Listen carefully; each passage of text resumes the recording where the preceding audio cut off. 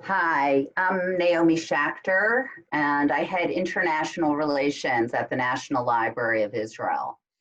I'm honored to introduce David Makovsky, who will in turn be introducing our panelists, Moshe Halbertal and Thomas Friedman.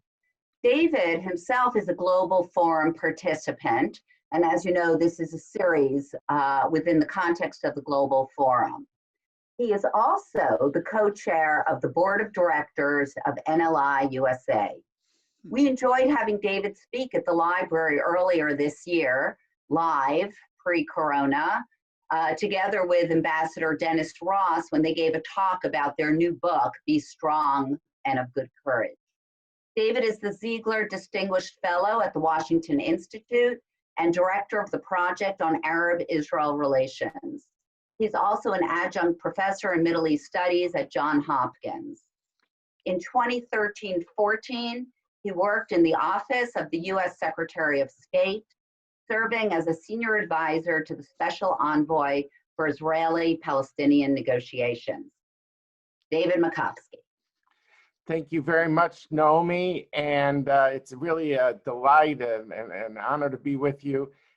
These are really two really good friends of mine who I've known each of them for decades, and when to see a conversation between the two of them, I think you're all in for a treat. These are two people who really don't need much of an introduction, so I'm going to be very, very brief because I think you want to hear from them.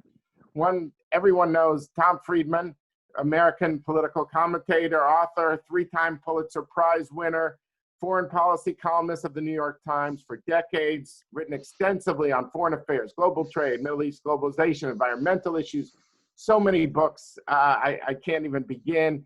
And Moshe Halbertal, who's the chair of the Global Forum, which Naomi referred to, which is the visionary program for the revival, the renewal of the National Library.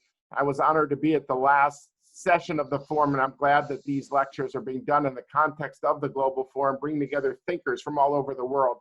Moshe, again, just a terrific friend and a wonderful mind. He's the Gruss Professor of NYU Law School, the John and Golda Cohen Professor of Jewish Thought and Philosophy at Hebrew U, and a member of Israel's National Academy for Sciences and Humanities. I could go through his several books, but it's too long to mention here. But I've read them all, I think, and they're great, and I'd urge you to Google him and read, but I don't want to take time away from these two people. Again, everyone, you're in for a treat. I turn it over to you, Moshe, and your discussion with Tom. Thank you, David. Thank you, Naomi, for providing the platform for this conversation for the National Library.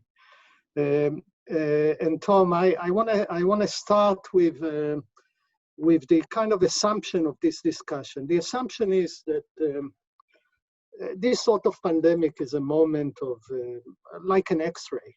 There is a way in which it uncovers things that we have taken for granted about our life, but also weaknesses that were hidden and they become exposed. Right? In the apocalypse in Greek means the removal of cover. And also, besides the kind of almost ominous revealing nature of the event, it's also a time for reckoning and repentance and thinking, what can be done? Where are we going from here? And Tom, you have been an author that I think has a very unique combination of great alertness to detail, to currents, you visit places, you talk to people, and you have an immense curiosity and knowledge of current events in technology, in social life, in economics, in other things, and yet you combine it with great structural insight. You're interested in structures, in processes. You're kind of the historian of the present in some ways. And I wanna ask you to begin with, what do you see in this moment? And I want to take a particular angle that I know is of great interest to you, which is human relations with nature as a whole. What is your take on where we are, and then we'll go for where we have to go. Well, first of all, Moshe, thank you so much. It's such a treat to be with you. Moshe and I have been doing Chavruta together for 40 years, so it's great to do the global version. And David, another dear friend who I've done Chavruta with on the Arab-Israeli conflict for so many years, and it's great to be with you. And Naomi and the National Library of Israel, new friends who I've really come to cherish and appreciate your project. So what a great way to start a Sunday morning.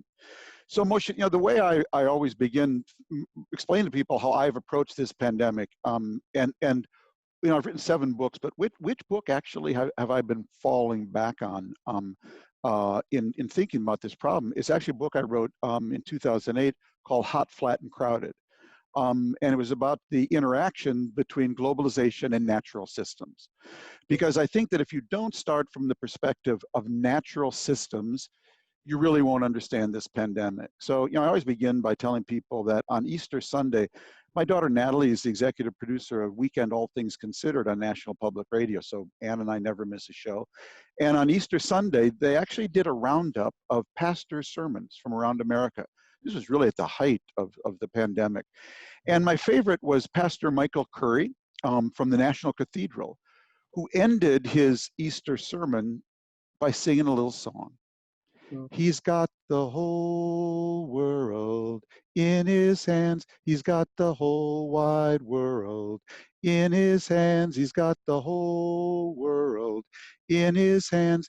He's got the whole world in his hands. Now just, Moshe, substitute she for he, and you'll understand how I look at this problem. She, Mother Nature, she got the whole world in her hands. This is the first time for our generation of a human species that we've actually been in one of these moments where the entire world, first time since 1918, that the entire world is facing everywhere and simultaneously one of Mother Nature's fastballs, to put it in American baseball term. Mother Nature's fastballs are the things she throws at her plant and animal species to sort out who is the fittest, who shall get their DNA into the next generation.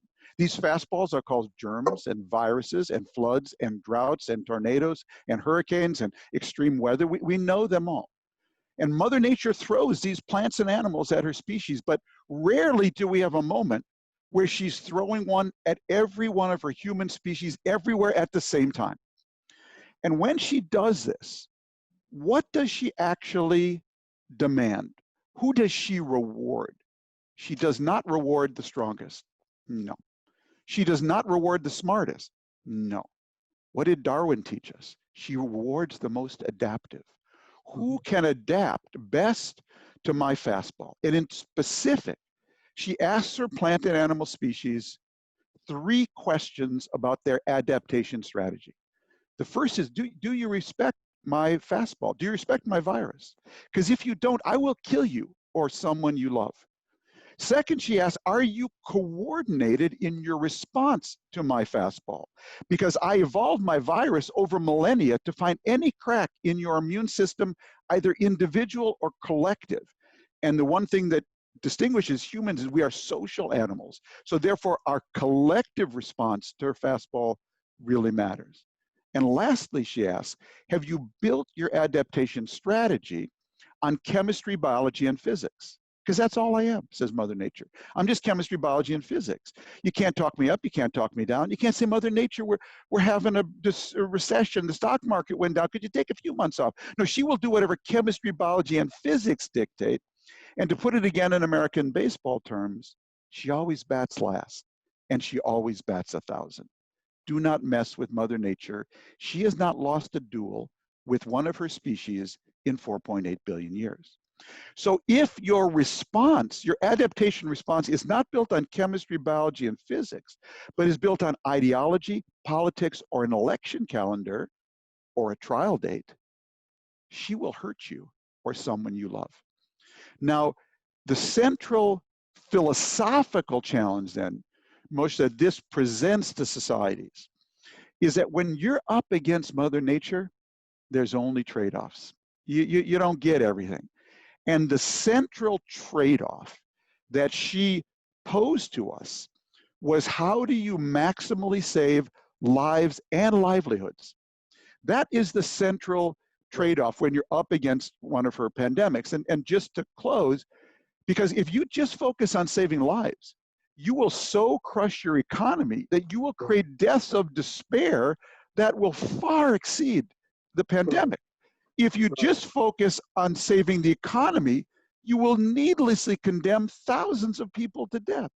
So that what everyone needed from the start was a strategy for adapting to the virus that maximally saved lives and livelihoods until we could get to herd immunity and be resistant to it.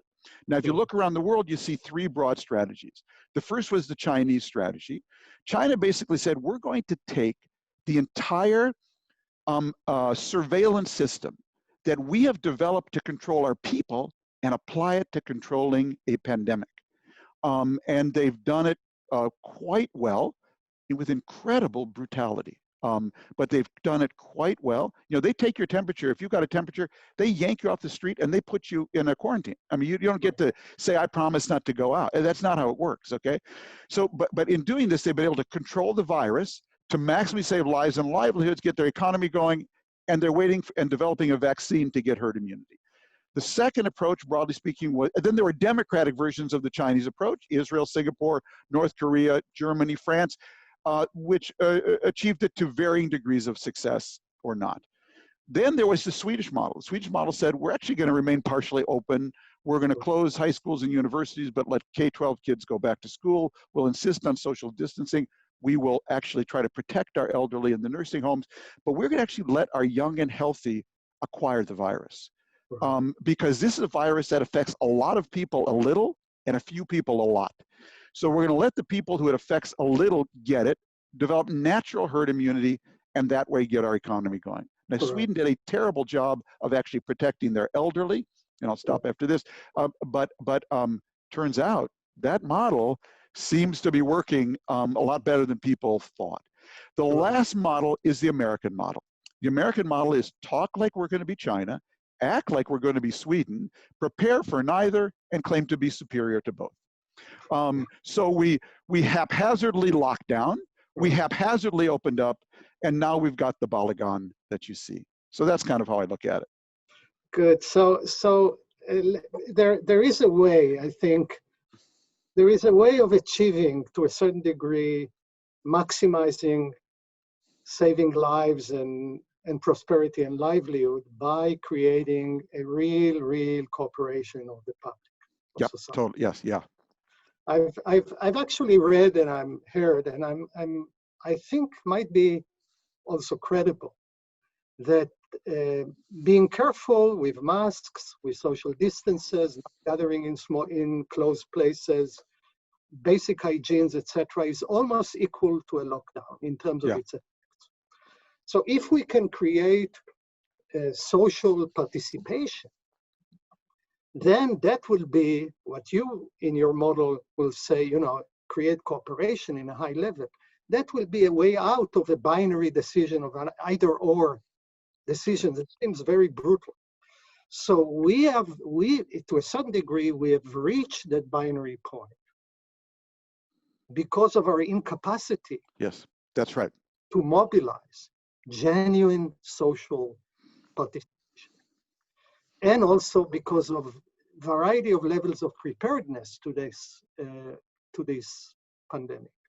But there is, I'm going to come back to you to talk about this issue of trust and participation and other things. But before we want to get into it, because I think it's connected to this issue and what has to be done. It seems to be, if you ask about what is nature telling us, and it seems that this pandemic has an omen, a quality of an omen, because this is just a prelude for something far more devastating. It has to do with global warming and other things.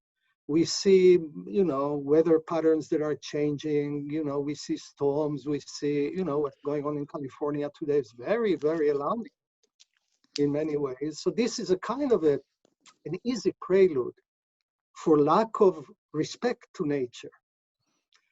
And we are failing in respect as a humanity in respect of confronting this issue. This is just a mere omen to that. And it has to do with few features. One is, and I want to understand that failure, and maybe this is a moment of reckoning, how we mobilize government and societies to respond. Because there is, in one way, there is the rise of ultranationalism that says we put ourselves first. Well, if you want to deal with nature, and let's say global warming, it needs cooperation. It needs a human effort. And if you are in a framework of competitive nationalism, you're not going to reach a way of dealing with this problem. That's one thing that we're going to have to deal with. You know, we are in an atmosphere of competitive nationalism. There is a kind of a backlash to so many things that are happening. Yeah. But it's blocking our capacity to deal maybe with the greatest humanitarian challenge that we have faced, which is global warming. But there is another thing, which is said we have to listen to physics and chemistry, etc. There is an attack on truth and knowledge and science and respect to science. And those two things kind of, if we talk about the Röntgen, the sort of the capacity of revealing something about us. Yes. So I see two features here. We're going to get to the issue of social cooperation as we go along in the conversation. So I think it's very important. But we are at a moment where what seems to me, those two features are really putting before us a great challenge. How do you relate to that question? Well, I really like how you framed it, Moshe, and I think you're exactly right. Let me again try to take it to 30,000 feet, because I wrote about this a while back, and so I've been thinking about it. I woke up one day a couple months ago and looked at what I had been writing for the last 20 years. And I realized all I've been doing is covering pandemics. The first was a geopolitical pandemic called 9/11. The second was a financial pandemic called 2008. The third was a biological pandemic called COVID-19. And the fourth was a atmospheric pandemic called climate change.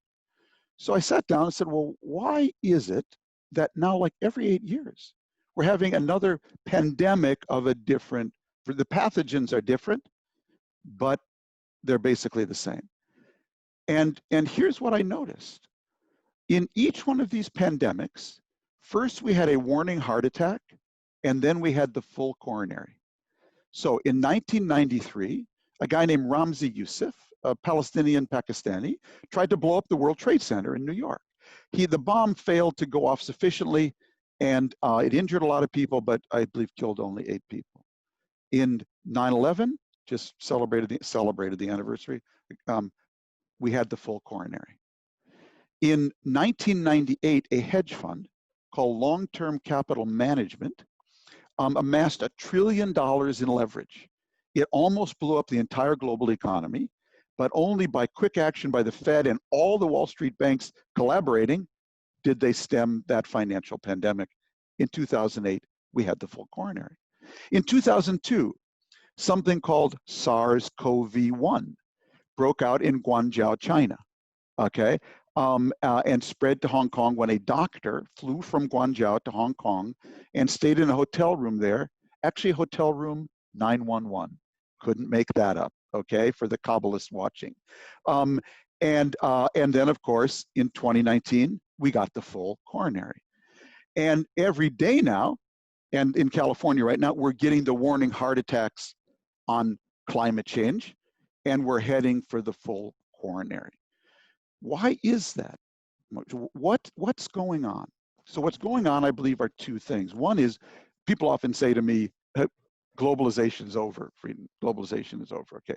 And ever since I wrote The World is Flat, there's a library of books, the world is spiky, the world is lumpy, the world is cracked, the world is not flat. Folks, let me make this really simple for you.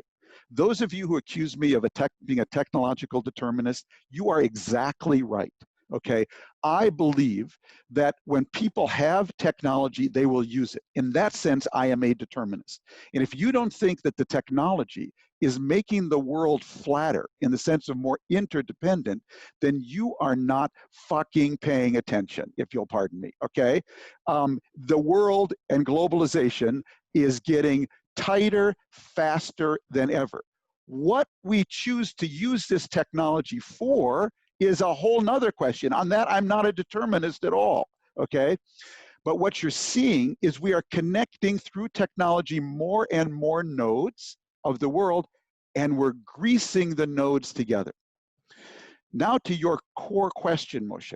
We're doing that at the same time that we're removing the buffers, both natural and political and technological, that would slow down and manage the flow between these nodes.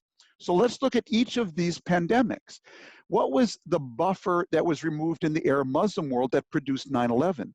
It was the buffer of pluralism, the buffer of diversity. What was bin Laden's whole message? We're going to purify the entire Arab Muslim world. Well, you know, if you look at natural systems, monocultures in nature are enormously susceptible to disease, because one disease can wipe out an entire monoculture. Polycultures are enormously resistant to disease. Monocultures in politics are enormously susceptible to diseased ideas. One diseased idea can go right through a monoculture. And that's, to me, what Al-Qaeda and bin Ladenism represented, okay? So it was the loss of pluralism and diversity of thought in the Arab Muslim world. Why did SARS-CoV-1 happen? What happened there, and this is to your point on nature, Moshe, is that we, the Chinese in this case, expanded their urbanization into wilderness areas that they should never have gone into.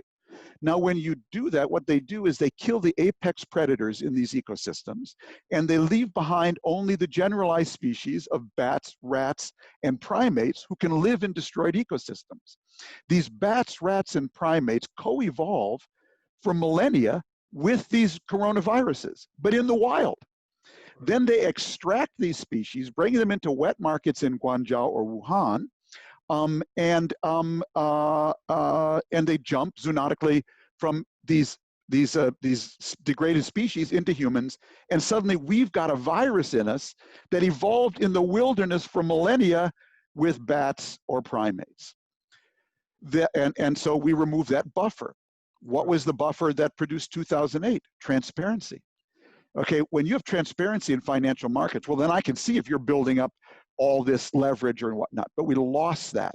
And so we removed the buffer of transparency and the buffer of excess limits on leverage, so no one could leverage up so much. And of course, with climate change, we're removing all the natural buffers, the ice, in the Arctic, the buffers that buffer storms in coastal areas, the mangroves, etc. So in every case, what we've been doing is we've greased the world. We've connected more nodes than ever before. Who knew, Moshe, that there were 3,200 direct flights from China to America between December 2019 and March 2020? 3,200. There were 50 direct flights from Wuhan to America. Who had even heard of Wuhan before this? So we've connected more nodes, we've greased the connections between them, and then we went in and we removed the buffers that actually buffer the relations between them. And then people just did the crazy stuff they've always done. They chased tulip crazes. There was a Mahdi in Sudan in the 19th century, but it didn't affect New York City. Right. Now, when people do crazy things in some far off node, it's suddenly in your backyard in New York and Tel Aviv like that. Right. So that, just to close, gets back to your point that the only way you can manage a system that's disconnected is with what I call ecosystem politics, complex adaptive coalitions, that can govern and manage these systems. And what are we doing instead? Just what you said, Moshe. We're going to competitive nationalism, which is just the opposite of ecosystem politics. Right. So basically, what you're describing is it's so rich in many directions. what you're describing is a world in which our advancement, great technologically and humanly, is also the source of our vulnerability. Totally. Because it's And, to this point, just on this point, and this is something, you know, Michael Sandel and I often argue about, because I do believe that if people have a cell phone that will allow them to have customers all over the world, suppliers all over the world, right. employees all over the world, they're going to use that. In that sense, I'm a technological determinant. If people can connect, they're going to. But Right. what values, what governance they bring to that is a totally different question. That is not determined at all. But that's exactly what we need to be talking about now. And instead, we have competitive nationalists. Right. Now, there are a few issues that come out, and I want to talk about a way out, since we talk about cooperation and our capacity to adapt communally and other things. And we're going to get to the issue of backlash, to what degree there is a backlash to the flattening of the world, right. and other Please. things with Yeah. competitive nationalism. Yeah. But I want to focus for some time on the issue of trust, because you cannot get cooperation without trust. And that trust and that cooperation will take us out from the binary decision, life against livelihood. We'll still have a problem, but the edge of it will not be as strong. Our capacity to deal with environmental issues as well. It's really such a precious commodity now, because you need large-scale cooperation. Now, my analysis of the problem, I mean, there's many issues of dealing with the problem of trust, but my analysis of the problem goes the following. You have leadership, you have political leadership, and I don't want to get into this or that leader, because you're not, it's not about that. We're really describing a larger phenomenon. You have a tendency to say it's all politics, right? And by all politics, I mean, it's all about maintaining power. And that's fine. And if everything is politics, it's the end of politics, right? Because politics needs a reference point outside of politics. It needs values, some certain values. I would say, you know, you have to, when you trust a leader, when community trusts a leader, it says, even if I disagree with the leader, there is a sacred domain, right? There is a level of a sacred domain. This is not going to be used for political gains. You know, that leadership is not going to start a war in order to consolidate public opinion behind it. You know, there are things we don't do. By the way, I would say even leaders we don't agree with, they gain our respect when we think that they have what I would call now the sacred domain. And public trust is completely annihilated when the public doesn't feel towards its leadership, or for the political discourse as a whole, that sacred domain exists, because everything is politics, and then you have nobody to trust. But that as well is a consequences of breakdown of institutions that should have been outside politics, you know, beyond politics to a certain degree. The courts, the legal system. We say, okay, we have some body that is outside of the game of politics that can adjudicate science, just respect for truth and the distinction between what true, what false. And we still have a debate about the physics and the reality of global warming. I mean, it's shocking about facts. A realm of values, and I would say, going to your world, we have an attack on the media. So say it's all, so there is no, an accepted, I would say there is a breakdown of the public realm, of the capacity for public discourse. Now, when that happens, and I think we are in a moment in history, and that has to do with large trends of late 20th century, including, by the way, the internet, because it provides, absolutely, it kind of breaks the capacity for a shared world. We've all Not including the internet, especially the internet, but go ahead. And Yeah. this is actually, this comes to a point you were mentioning. The whole world is connected, etc., etc. But in some ways, it reinforces sectarianism, right? Because you keep on getting reinforced by people who think like you, far above than the people. You visit those, you know, those sites, etc., etc. So it doesn't create a conversation. Actually, it blocks conversation. So we are at a point in which I would say the very foundation of public trust, which enables society to deal collaboratively with the fastball that nature throws at us, has been thoroughly undermined, right? Because everything now is politics, right? And the question for us, I think, and here I think part of what's so precious about this discussion, having such a discussion, is first of all, maybe to get some illumination about what the problems are, but how do we go about it, right? How do we, I would say, restore that realm, which is science, values, facts, outside of the political arena, that governs to a certain degree that political arena has to talk with, has to engage with, in order to enable us to enlist that precious commodity called public trust that is completely undermined. Sorry, Moshe, I'm taking notes on what you said. It's so wonderful. So my teacher and friend Dov Seidman always likes to say that trust is the only legal performance enhancing drug. Trust is the only legal performance enhancing drug. And when there's trust in the room, we all know it's like a hard floor. You can jump so high off trust. You can pivot off trust. When there's no trust in the room, it's like the Syrian desert. You can't jump a millimeter off that. And I think, you know, what you said, and really, and I quoted the other day in a column because I think it's just so profound. Let me try to put it in the context that I've been thinking about, Moshe, and then pivot to what is the way out.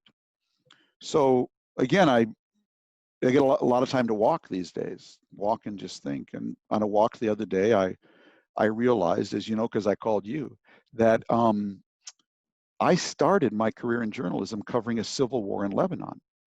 And I'm ending my career in journalism covering a civil war in America. Wow, how did that happen? And by the way, and ironically, the Civil War in America started 2 miles from where I was born in North Minneapolis in 1953. George Floyd was killed on Chicago Avenue, about 2 miles from where I was born. So I don't mean to go all Forrest Gump on you, but this is like really dizzying for me. And it seems to me that our two civil wars actually have a lot in common. Our first civil war was about something structural and about something cultural and moral. The structural aspect of our Civil War in the 1860s was, what is the relationship between the states and the federal government? And Lincoln argued that states are not sovereign. They do not have a right to secede from the Union. And he basically fought the Civil War to preserve that structure and to preserve the notion of federal sovereignty over states' rights. The cultural moral issue was, what is the white majority of America entitled to enslave the black minority? Okay, so that's what our first Civil War was about. The right side, and I would argue, won, but through force of arms. The Civil War we're having right now, fortunately, has not really gotten to force of arms. Excuse me, thank God. It may be more cultural, but it's actually also about a structural thing and a moral thing. The structural thing it's about is exactly what you have defined, Moshe. What is the boundary between politics and the things that politics has to be about? And when politics becomes everything, then it can be no democracy, because there can be no facts that we pivot off collectively. There can be no science that we pivot off collectively. And therefore, we can't make collective decisions because we can't even start with the same basic raw material. Right. You know, I wrote a column back in 2009 that I got enormous criticism from the right wing on. And it was, I was pointing out the fact that there's only one thing worse than what we have. So I was writing back in 2009 about Republicans who were doing everything they could to block President Obama. And McConnell said, we're going to try to make you fail. He basically told us what he's going to do, and they did it. And the column I wrote, I said, there's only one thing worse than what we have in America now, because what we have in America today is actually one-party democracy. Our system was founded by the founders to be a system of divided powers. But you can only have a system of divided powers if you presume, as they did, that people in the end would compromise. And they would compromise because of the common, in the name of the common good, and in the name of shared facts. But if you have a democracy where people won't compromise, so where one party rules and the other party does everything to nullify what they're trying to do and undermine both their actions and the facts that are the foundation of them, you actually have a one-party democracy. And a one-party democracy can't get anything done.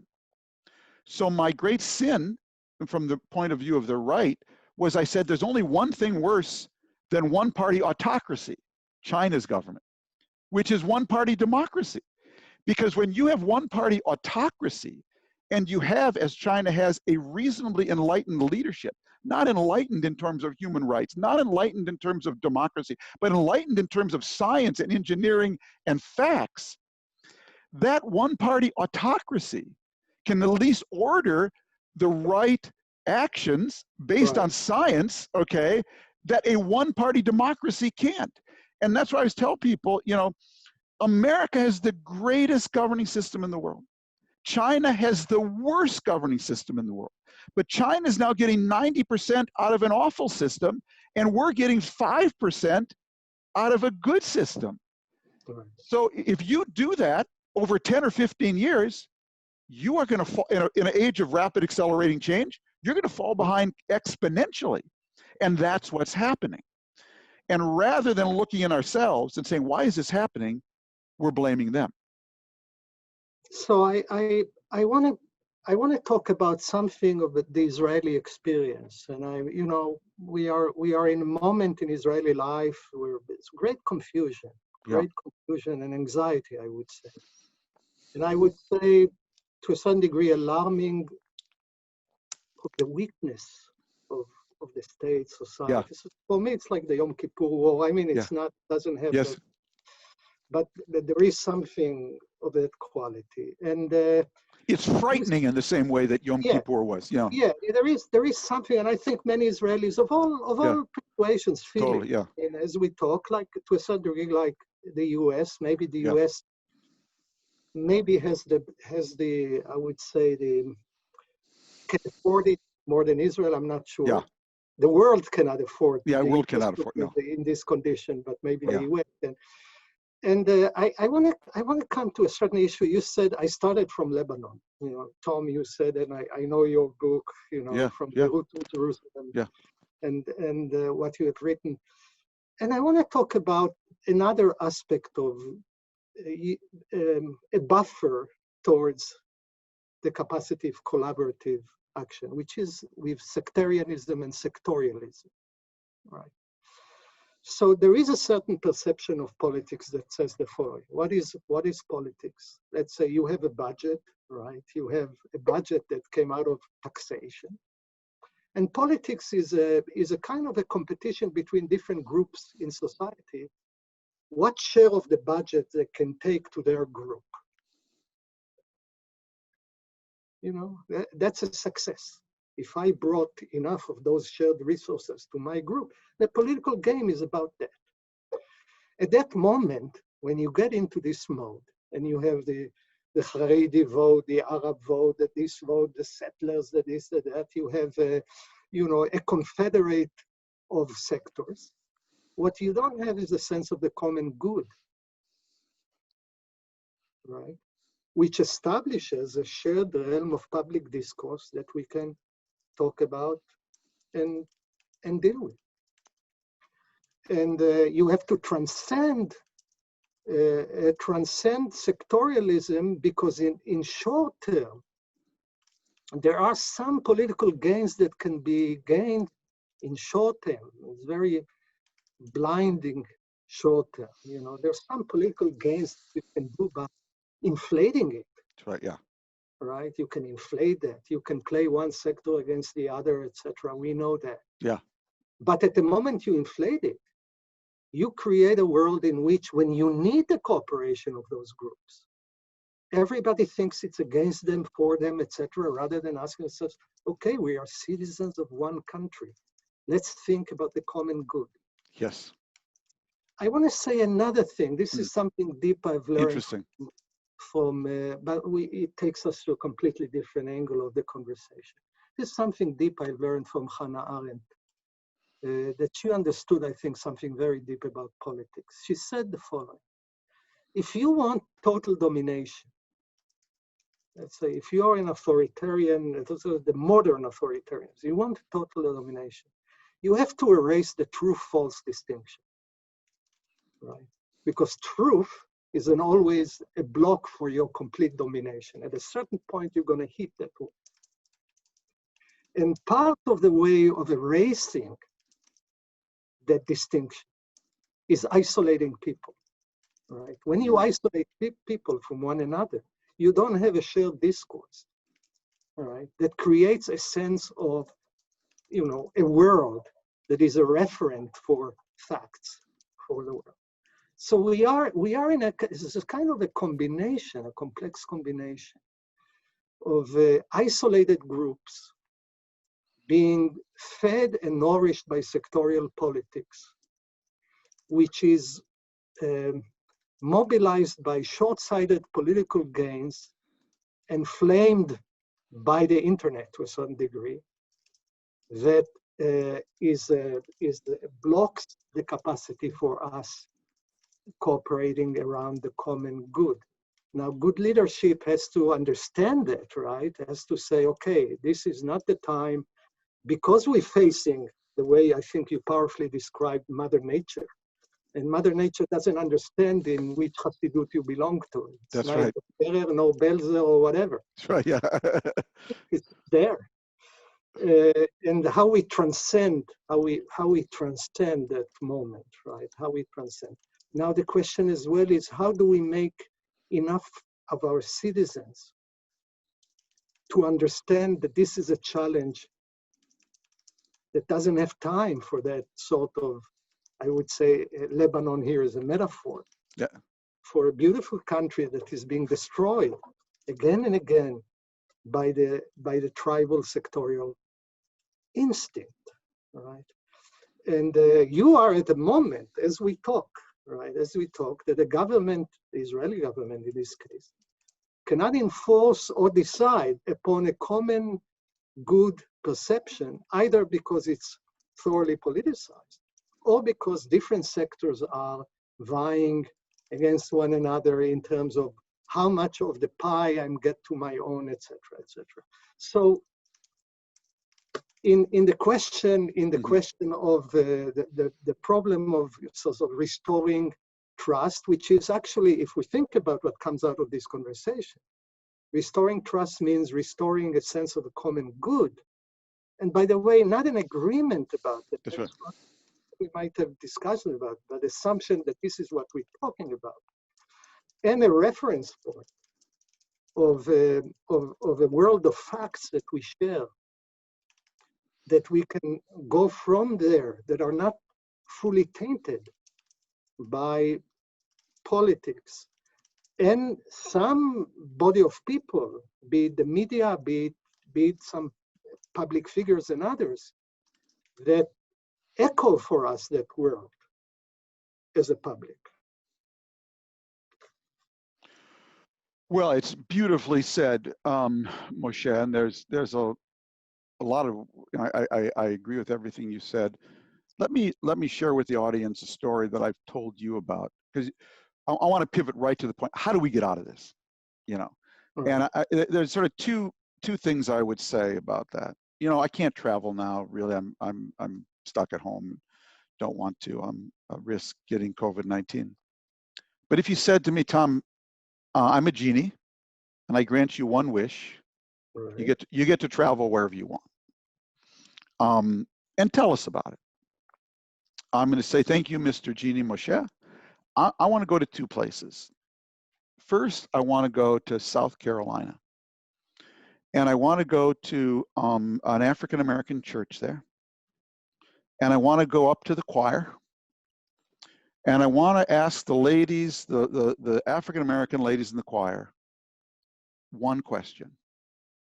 Why did you lift Joe Biden off the mat? Because what happened in this election? Joe Biden was going down, you remember. He'd lost Iowa, he'd lost Nevada, Bernie was on a roll, and comes South Carolina. And Jim Clyburn, and really the African-American community in South Carolina, says no. We're going to take Joe Biden, not Cory Booker, not Kamala Harris. We're going to take Joe Biden and lift him off the floor, and we're going to make him the Democratic candidate. And I want to ask them why. Because I think, I have an intuition why. Because I think they had a deep sense that the country was being pulled apart. That they weren't looking for someone who was necessarily going to do the next Civil Rights Act. They know the Democratic Party will do it. They know any Democratic candidate would do that. They weren't actually looking for someone who looked like them. They could have, if they were looking for someone who looked like them, they would have chosen Cory Booker or Kamala Harris. What were they intuiting? They were intuiting that this guy, Joe Biden, actually has what the country needs right now. A sense of decency. He's a basically decent guy who would actually work with Republicans, who could actually pull the country together and save us from our second Civil War. I think, maybe I'm wrong, maybe I'm just projecting, but I think there was enormous wisdom up in the choir. And they knew just what they were doing. Yeah. Second trip I would like to make, and it's one I've told you about, is to Wilmer, Minnesota. Because this gets now to the core question of how do we get out of this? Well, whenever I'm faced with a big question like that, I look for a tiny example that can actually show people what it could look like. So I was born in Minneapolis in 1953. In 1949, 3 years before I was born, my father's sister, Beverly Rosenbaum, and her husband moved from Minneapolis to a little town in west central Minnesota called Wilmer, Minnesota. Town of about 20,000 people. At the time, it was 99.9% white, Protestant, mostly Protestant, a little Catholic, German and Scandinavian, and 3 Jewish families who were the diversity in Wilmer, Minnesota, and my aunt and uncle were one of them, and they started a little steel distribution company there. And for 50 years, I and my sisters would go visit them. So I have this deep knowledge of Beirut and Wilmer, Minnesota, okay? So about 1975, my aunt comes down for the high holidays, and she pulls me aside, and she says, Tom, I was in the grocery store on Saturday, and I heard someone speaking Spanish. And for her, it was her first encounter, Moshe, with the other. It could have been Martian, but she was in the grocery store and she heard someone speaking Spanish and had such an impact on her. She never forgot it, and I never forgot it. Flash forward 3 years ago, my aunt and uncle passed away.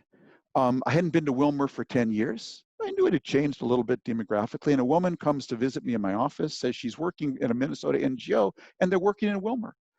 And as a reporter, I said, Wilmer, I told her the whole story. I hadn't been back. I said, I'm going to make you a deal. I'll trade you a free lecture for your NGO if you'll set up a day for me in Wilmer, Minnesota. She said, deal. So her name is Dana Mortensen, Hamzi Warfa, who's the leading Somali in the state of Minnesota government, head of workforce development, and Giddy Greenstein, who runs for UT. Because Giddy's an expert on small towns. I called Giddy. I said, Giddy, have you ever been to west central Minnesota? He said, never. I said, you're coming with me. We're going to Wilmer. So the 4 of us get in Dana's minivan. It's like we're like the punchline to a joke. So a Somali, an Israeli, a Jew, from Minnesota, all go to a bar in Wilmer. And we drive to Wilmer, Minnesota. Our first stop is Wilmer High School. The principal greets us. He takes us into the lobby and he shows us a world map, a steel world map hanging over the lobby. And he explains that every year, the incoming senior class at Wilmer takes out a ladder and sticks pins in all the different countries that the Wilmer High senior class is from, because Wilmer today is 50% Somali and Latino. A town that in 1949 was the 3 Jews were the diversity, today is 50% Somali and Latino. And the steel map was donated by the people who bought my aunt and uncle's steel company. Now, the amazing thing about Wilmer is that Wilmer is actually working. So what do we learn? How does a town go from that white and Christian to that diverse, okay, in 50 years and not completely turn into Lebanon? So what do we learn from Wilmer? The first thing we learn is that inclusion, that necessity isn't just the mother of invention, necessity is also the mother of inclusion. Because what happened in Wilmer is that they had no labor because all the young white kids left. So they desperately needed labor. So if you could fog up a mirror, you could get a job in Wilmer today as a ag scientist or at the Genio turkey factory. And when you need labor and you're a boss, you don't care where you pray, you don't care who you sleep with, you just care about people's soft skills. Will you wake up, sit up, dress up, clean up, learn up, and shut up? And if you will, you have a job in Wilmer, Minnesota today. So that necessity bursted through a lot of chains of resistance, racism, prejudice, and fear, number one. Second, and now this is to your core point, Moshe. Wilmer had a excess of what I call leaders without authority. Leaders without authority. These are people in the community who share one thing, a respect and devotion to the common good. And so they just step up and they say, we are going to defend the common good here. And in Wilmer, first Ramadan, the Somalis had nowhere to pray. So they came to the fire chief. You can't make this stuff up. And said, could we use the fire station, big hall, if you pulled the fire trucks out? And he said, yeah, I'm going to give you the fire station. A lot of people in the community didn't like that. Somebody threw a pork chop at a Somali woman. But he said, too bad, they're our neighbors now, I'm giving them the fire station. He had a sense of the common good, leaders without authority. Third thing, and now this goes to the core of your point, the leaders without authority in Wilmer then coalesced into what I call a complex adaptive coalition. So in nature, which ecosystems thrive when the climate changes? Those that build complex adaptive networks. They built a complex adaptive coalition where the business community partnered with the high school, the education community, partnered with the civil society organizations, partnered with philanthropies, and partnered with city government. And they created a coalition to manage this incredible transition together. And lastly, they had far-sighted business. So Blue Cross Blue Shield is the biggest healthcare company in Wilmer, Minnesota Blue Cross Blue Shield. And what they did was they sponsored a set of community dinners. They asked people to host a dinner at their house and people to sign up. I could sign up at any dinner, a Somali woman, the mayor, the fire chief, and talk about what the community needs for their common good. Then they had a community-wide meeting and they chose 19 projects that they thought would help the common good in Wilmer. One was a daycare center for elders and infants together. One was a center to teach Somali women to identify autism. And 2 years in a row, Blue Cross Blue Shield funded at a cost of almost $250,000, 19 of these community building projects in Wilmer. I called up Blue Cross Blue Shield. I said, why did you do that? And they had a very interesting answer. Tom, it's because healthy communities have healthy people and our healthcare costs go down. So to me, the question is, Moshe, how does Wilmer become the world? Wonderful. Good. So there's so many issues here. And so many deep questions. I would like at this point of the conversation open up our discussion to questions from the audience. I'm sure I've seen while talking. I've seen already a few questions, and we have a host here, Doron. First of all, thanks for Doron. You hosting you will please present some of the questions so we can respond and reflect on the questions. Please. Yes, thank you. Thank you, Professor Halbertal.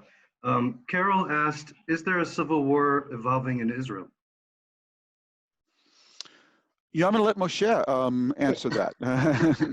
Well, I mean, God forbid, civil war Yeah. is a metaphor, because as long as the different groups in Israel don't have militias, there is, I would say, the following. If we talk about Ben Gurion, has this term mamlachti, mamlachtiyut. It's hard to translate, but as long as the armed forces are subjugated or feel loyal to the state and to its institutions in terms of the common good, we are not in a state of a civil war, which means civil war will be that parties not only have their own synagogues, they have their own militias. But we are, I would say, we are at a moment of breakdown of our capacity to mobilize together, confronting a problem that actually is very alarming. In particular, the sort of problem that we need intense cooperation of communities and individuals in assuming the burden and doing it.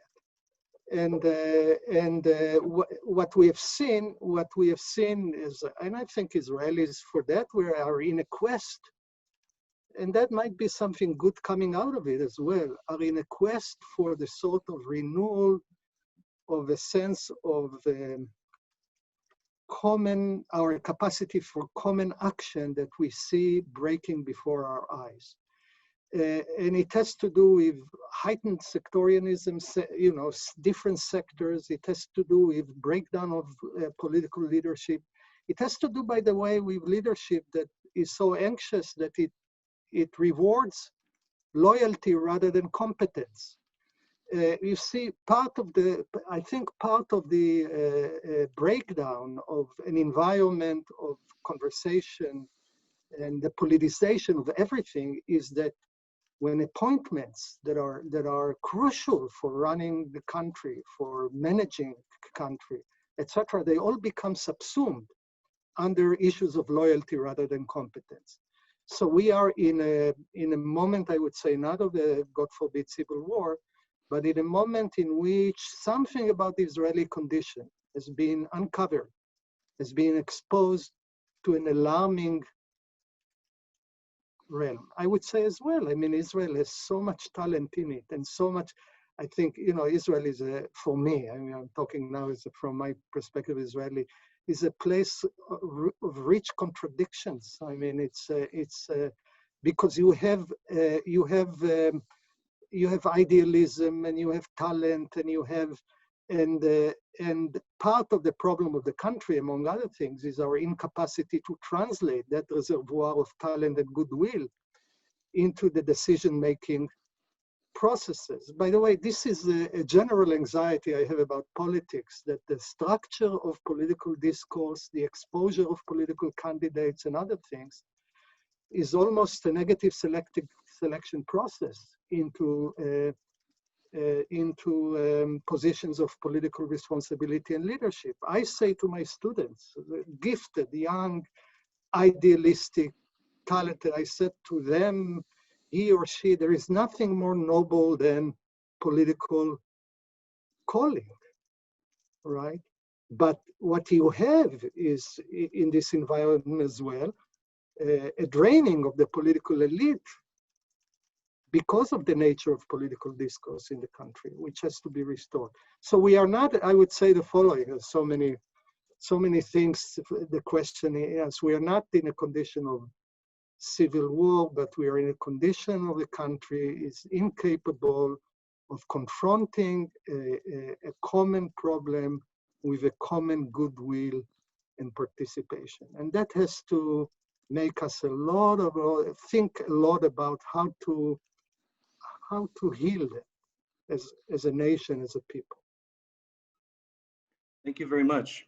Ronald asked, can you say something about the role of religion in dealing with issues you're talking about, especially the rise of fundamentalist religious groups in Judaism, Christianity, and Islam?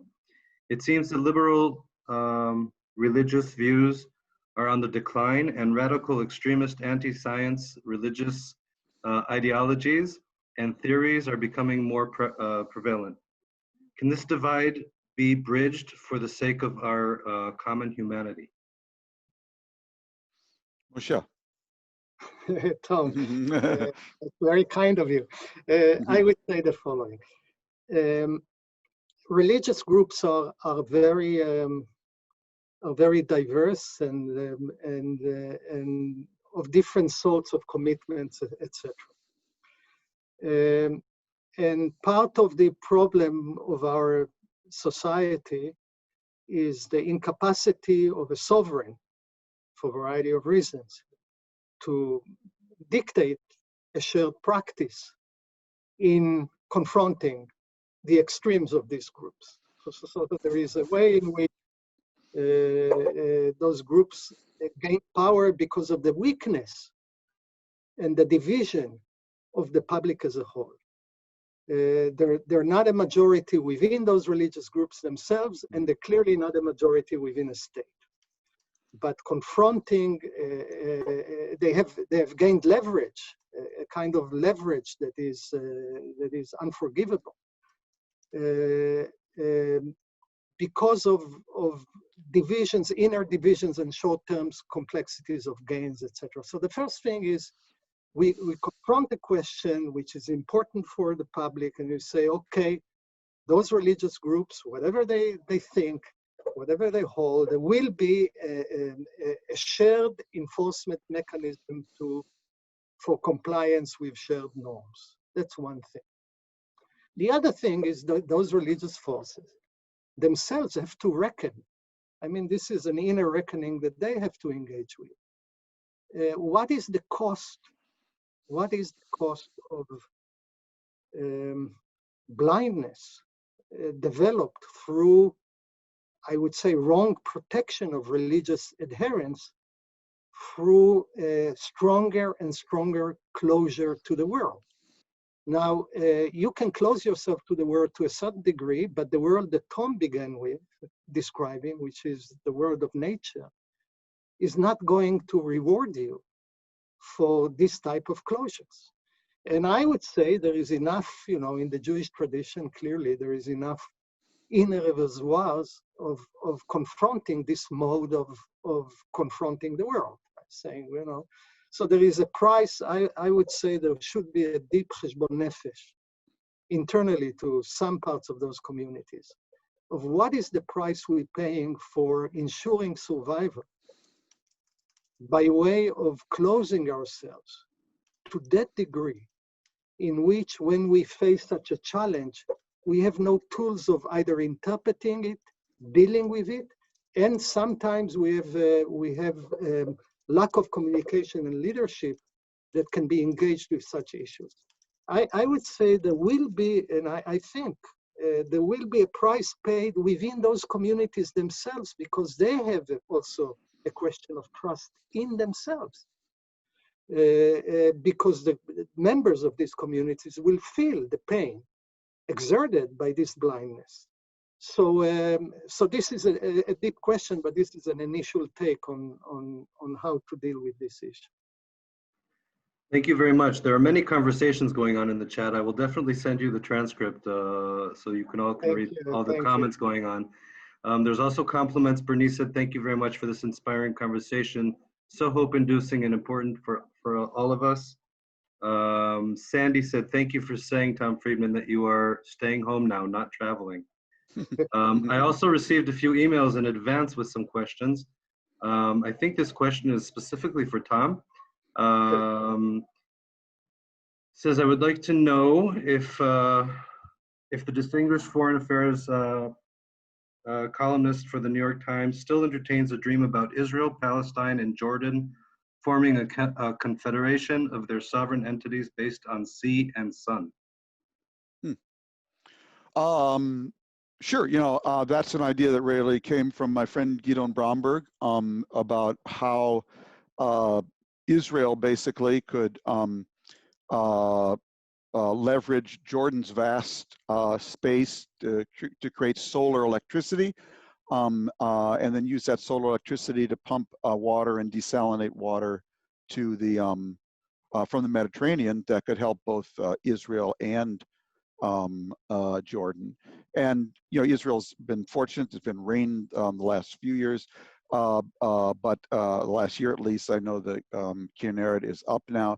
But every long-term model for the Eastern Mediterranean shows long-term drying. So I think it's definitely an idea. Doron, I saw several questions about the UAE-Israel deal and signing. I suppose we should maybe say something about that before we close. Sure. And maybe David also would like to say something. David Makovsky is as well about this issue. This is a resource we cannot let go without some wisdom from you, David. Look, on this one, I would just say that the Emiratis understood two very fundamental ideas that are seemingly in contradiction, but actually converge. They understood, when timing is everything, that meant two things. One, when you're dealing with an incumbent president who's facing an uphill presidential reelection, this is your time to go retail and not wholesale. You could get top dollar from the United States if it's an F-35 or whatever you want in a way you could not have done a year ago. And the second idea, which seems to be in contradiction, but it isn't, is simultaneously you can position yourself for a post-Trump era. And you can try to purchase political risk insurance in that post-Trump era with Democrats who may have felt differently about the Gulf. Maybe for these 4 years, the Gulf has felt they've been the flavor of the month. But what if they're not the flavor of the month? Another administration says, we're going to renew the JCPOA, the Iran nuclear deal, but we'll do it smarter, wiser than before. Maybe you're not the flavor of the month. Maybe there'll be congressional people wanting to talk about the Yemeni war and the human cost of that. So things that are not in Israel are not necessarily seen so clearly. But I think if you're in the Emirates and you're wondering, how do I get political risk insurance if I think Trump is going to lose? So it's not that you have the arrogance to believe whatever you do now, you're going to tip an American election. Nobody believes that. But how do you position yourself both now to extract optimal leverage from the United States, and how do you position yourself for a post-Trump era? I think that's where the Emiratis were coming from on both fronts. And that, to me, seems like the driving fact. Timing is everything. A year ago, this could not have happened. And maybe in a year from now, this could not have happened. But the stars have aligned in such a way that because of, I think, these two underlying things, the Emiratis feel now is the time to strike.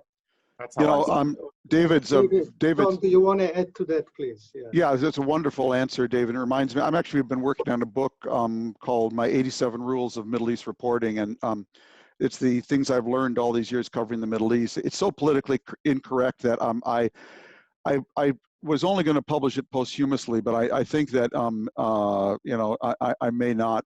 And one of my rules, which David just reminded me of, is that in the Middle East, the way you get big change is when the big players do the right thing for the wrong reasons.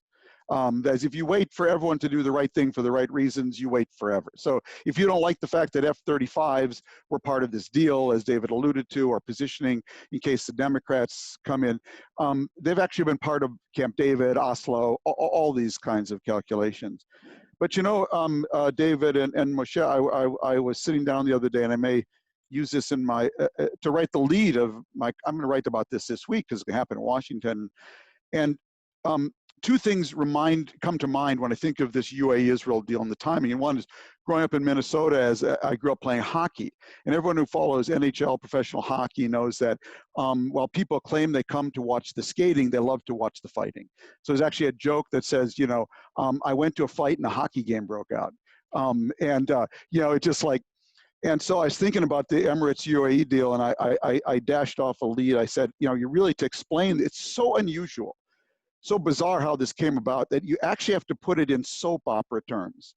So here's how I would describe what happened. It's as if Jared Kushner was a lawyer who set out to arrange a divorce between a couple called Mrs. Israel and Mr. Palestine. In the process, though, Mr. Kushner discovered that Mrs. Israel and Mr. Palestine are so incompatible, they can't even agree on an iota of his plan for their separation. But along the way, Mr. Kushner discovers something fascinating. Mrs. Israel is having an affair with Mr. Emirates, who is fleeing an abusive relationship with Miss Iran. So Mr. Kushner, with the help of his father-in-law, Mr. Trump, who knows a lot about both marriage and divorce, arranges a shotgun wedding for Miss Israel and Mr. Emirates and declares success, even though Mrs. Israel and Mr. Palestine, the original subjects of his endeavor, are still not separated, let alone divorced. At the end of the show, Mr. Trump offers his big white house for the wedding ceremony, which is also good for his reelection. And to cap things off, a Norwegian parliamentarian nominates the infidelious Mr. Trump for a Nobel Prize in marriage counseling, also known as peacemaking. That's kind of how I see what happened, okay? And, but that said, you know, I'm a huge believer that some things that Trump believes are true, even if some things are true, even if Donald Trump believes them. And one thing that is true here is that it is a good thing when the most successful, globalizing, technologically savvy Arab state gets together with the most globalizing, effective, technologically savvy non-Arab state in the Middle East. It creates an axis of success that stands in marked contrast. And I'm a huge believer that emulation is such an underestimated force in international relations. And when, you know, the meta story here, I should say, is America's getting out of the Middle East, folks. Started with Obama, continued with Trump. We're leaving. So what you're seeing under that is all the parties now looking for their square dance partners. So Egypt, Jordan, and Iraq have come together, and now Israel, the UAE, and Bahrain, and Saudi Arabia are coming together. And they're creating an axis of really success, in contrast to the Iranian model, which is an axis of failed states.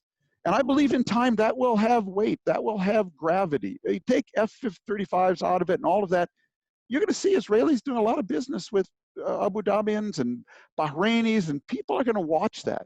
And if you're sitting in Beirut right now and you're bartering eggs for meat because your society is so broken down to a barter level, and you see the people who founded Dubai getting together with the people with the startup nation, don't think that doesn't seep into the story. The emotional chemistry around this thing has been really lost on a lot of commentators, I should say. That said, though, the meta story here in terms of Israelis and Palestinians is not what the Kushner plan succeeded in doing on that front, but what it revealed. Let's remember, what was Kushner's hypothesis? His hypothesis was that if you take America out of its traditional mode of neutral mediator between Israelis and Palestinians, and you sit down with Bibi Netanyahu, and you basically let Bibi write the plan. Bibi, what do you need for something called a two-state solution? Forget fairness here. What will satisfy you and your settler base? And you offer as the American peace plan, a peace plan that Bibi Netanyahu wrote. And at the end of the day, Bibi Netanyahu could not accept Bibi Netanyahu's plan. Right. This is not Kushner's plan, Chevre. This is Bibi Netanyahu's plan. Bibi Netanyahu could not accept Bibi's plan. And when that happens, that reveals something very profound. It reveals that there is no coalition in Israel for any two-state solution.